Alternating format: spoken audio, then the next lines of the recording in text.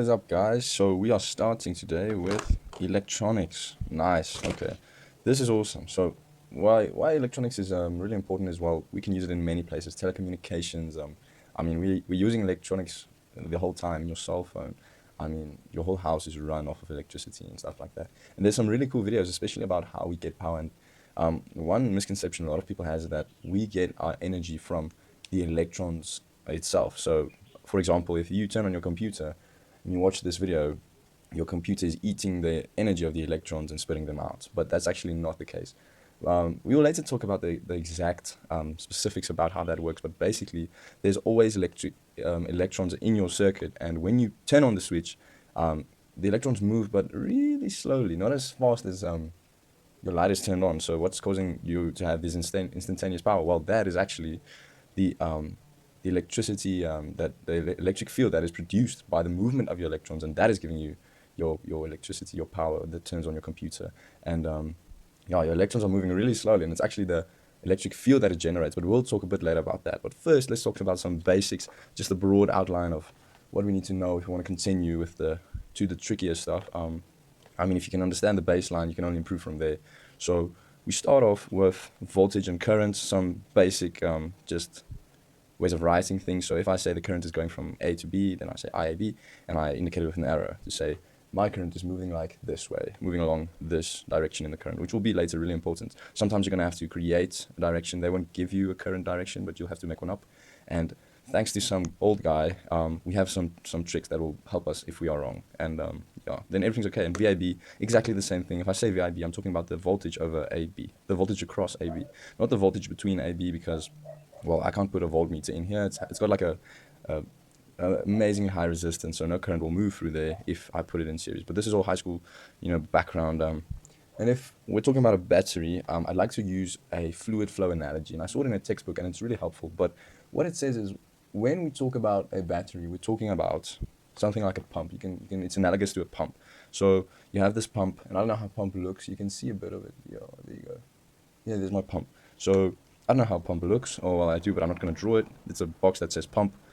And what a pump does is it pumps the water out. So this fluid that's flowing out, this is our charge. So our battery is pumping electrons out from the negative terminal to the positive terminal. Now, strangely enough, when we look at circuits, we will normally take the conventional flow of charge to be from positive to negative.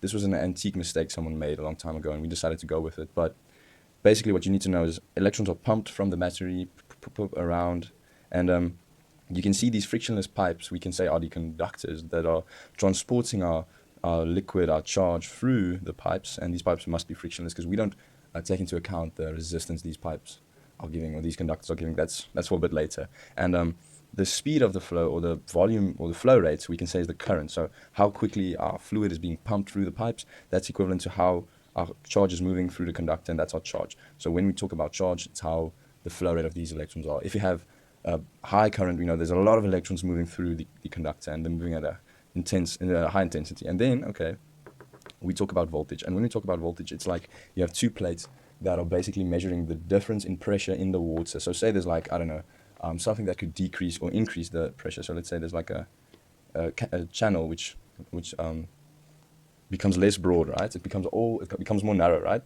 So the pressure will, I think, increase from what it was here, and then you just take the difference in pressure, right? This is what a voltmeter does. It takes the potential difference between to whatever. You can put it anywhere, as long as it's not in series, because then it just stops the flow of everything. But then you can check what's the difference between these two potentials, and that's very handy. If we want to get, like, if we say we want to get the current, we want to get the resistance, voltage is very important. And well, then you can get voltage, and you can get current, and you can get a constant current. This is a direct current or a direct voltage. It is constant. It stays the same. So if my voltage were to be 5 volts, this is it, 5 volts. But if my voltage were to be something like, I don't know, cos 2 pi t, well, then this is what we're going to have. It varies with time, and it's an alternating current. So you can say this is a direct current or direct voltage. I mean, in this case, sorry, it's direct voltage. And here, it's a alternating voltage. So it's just like you get a direct voltage and an alternating voltage, you'll get a direct current and an alternating current. And it's basically the same. Like, I can take this away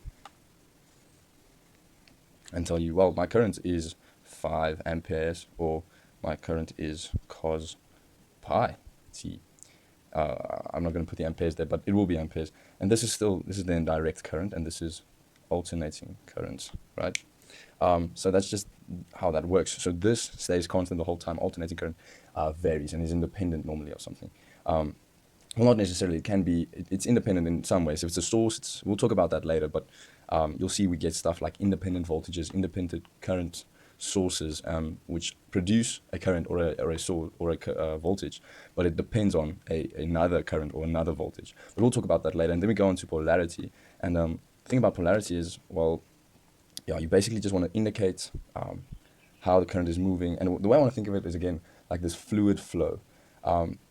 When your current moves from positive to negative, it is absorbing the energy of your charges, okay? So something like a resistor, for example. If a resistor gets energy from here, right, its current's moving, the current's moving like this, from positive to negative, it would mean that it is absorbing energy, and that's always what a resistor is doing. It will never supply energy to the charges or whatever. When you have a current moving from negative to positive, you will have that it will supply energy in the form of mechanical energy or whatever you want it to. And yeah, that's basically the idea behind polarity. And it becomes important when you talk about power. Because when you talk about power, you have this equation, PVI. There are many different permutations of this equation, but it's based off of this. And if you want to use, you can use the equation, you can use Ohm's law, that we all know from high school, right? We can use Ohm's law and get some permutations from this power equation. And you can do that for yourself. You'll see on the internet there are two different equations that are different variations that also lead to power, but it's the same equation. And yeah, so when you work with power, it's the same concept. Power is absorbed if this is the polarity, and power is supplied when this is the polarity. So we can later on do some exercises just to, again, just testify what we've learned here. And yeah, but first I just want to cover the basics. Next up we'll do Kirchhoff, and we'll do his voltage laws, we'll do his current laws, and we'll see how these basic fundamentals fits into and what Kirchhoff says and what his laws, how it helps us. And it helps us really a lot when we start doing the difficult stuff. And from there we'll go on to Thevenin and Norton equivalent circuits, and later on we'll go to diodes, amplifiers, and logic gates, and so on. So yeah, this is the first lecture of our electronic series. I hope you guys liked it. It was just an introductory lesson just to get you on to the basics, that you know how to think about this. Remember, when we talk about the fluid flow analogy, I want you to remember that the fluid we're talking about is incompressible, because otherwise you'll get a lot of contradictions, and that's not what we want. It's a basic idea to think about electricity. Later on we're going to drop it entirely and have a new way of thinking about these things. But this is just to get the basic concept out of the way. All right, so I hope you guys enjoyed, and I'll see you in the next one.